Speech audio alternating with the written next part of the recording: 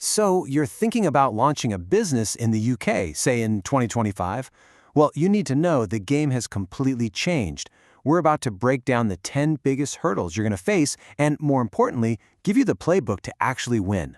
Let's dive in. This one quote really just nails it. It perfectly sums up the new reality. I mean, it's not just about finding customers anymore, right? It's about learning to survive in an environment where literally everything, from hiring your first person to just paying your taxes, is more expensive and way more legally complicated than it's ever been. And this right here shows you that massive shift in thinking. The old way was a battle for market share. It was all about growth at all costs. But the new game for 2025 is a battle for resilience. It's about building a business that can take a punch and stay standing from day one. Okay, so the big question is, how do you actually build that resilience? Well, we've organized these challenges into 3 key battlegrounds you absolutely have to win: the money, the machine, and the mission. All right, first up, the money. This is the lifeblood of any startup, right? And honestly, this is where the pressure is coming from all sides, and it is intense. For starters, you've got this thing economists are calling sticky inflation. Now, 2.7% might not sound like a huge number, but trust me, it's this quiet, relentless creep that pushes up the costs of everything: your software subscriptions, your supplies, your office rent. It's a constant, slow drain on your cash. Then there's the cost of your team. The hike in employer national insurance to 15% has jacked up what we call the fully loaded cost of an employee. What this really means is that the true cost to have someone on your payroll, it's way, way more than just their salary. It makes every single hiring decision that much more critical. And number 3, the cost of money itself. With the base interest rate sitting around 4.5%, borrowing money or even using an overdraft for a quick emergency has become crazy expensive. This means you absolutely have to have a healthy cash buffer. We're talking at least 6 months of your operating costs, because that cheap credit safety net, it's just not there anymore. That's the million-dollar question, isn't it? When costs are high and debt is expensive, trying to attract investment is a massive challenge. But listen, there is a seriously powerful tool you need to have in your back pocket. That tool is the Seed Enterprise Investment Scheme, or SEIS for short.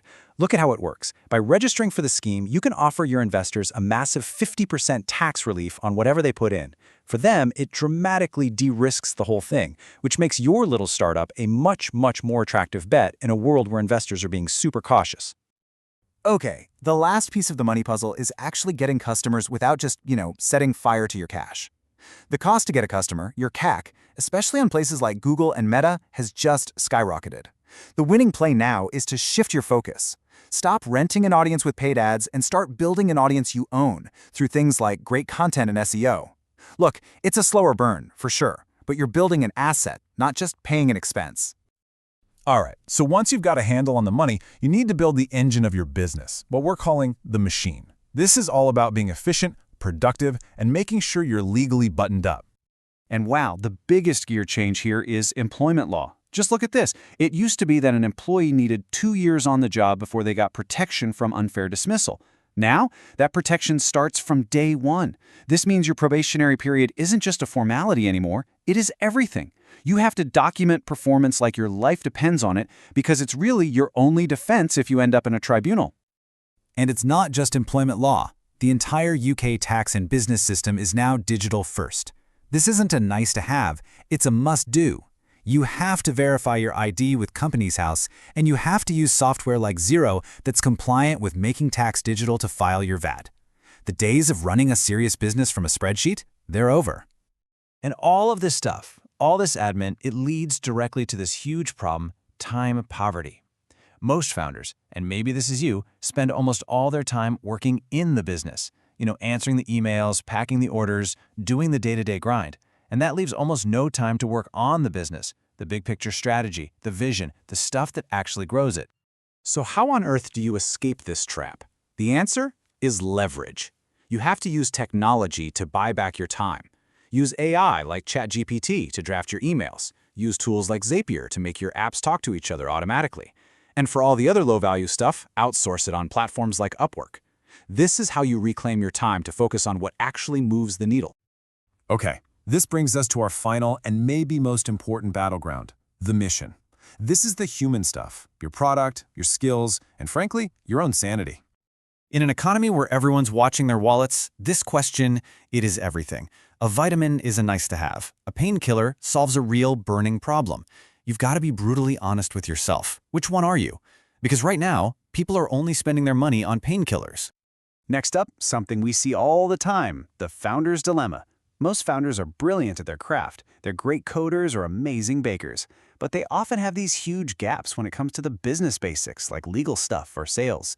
The trick here isn't to just try and wing it. It's to be honest about what you don't know and then go find that expertise, whether it's a mentor or a freelancer. And leading a team, especially if they're remote, that takes real intentional work now. The challenge is that your vision can get watered down when you're not all in the same room.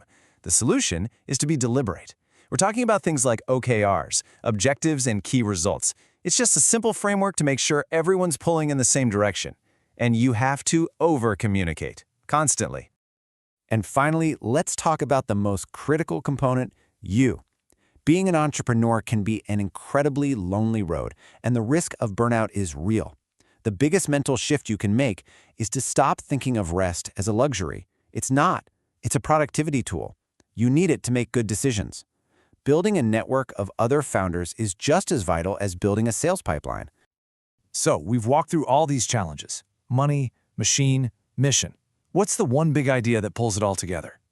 It's all about building what we call operational resilience. And this right here is the whole point. Resilience isn't just about getting by. It's about building a business that is designed to thrive in this tough new world. It means mastering your money with rock-solid cash flow, mastering your machine with smart automation, and mastering your mission with a product that people genuinely can't live without.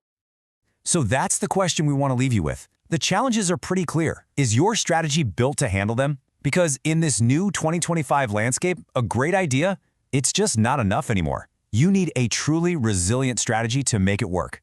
Thanks for joining us.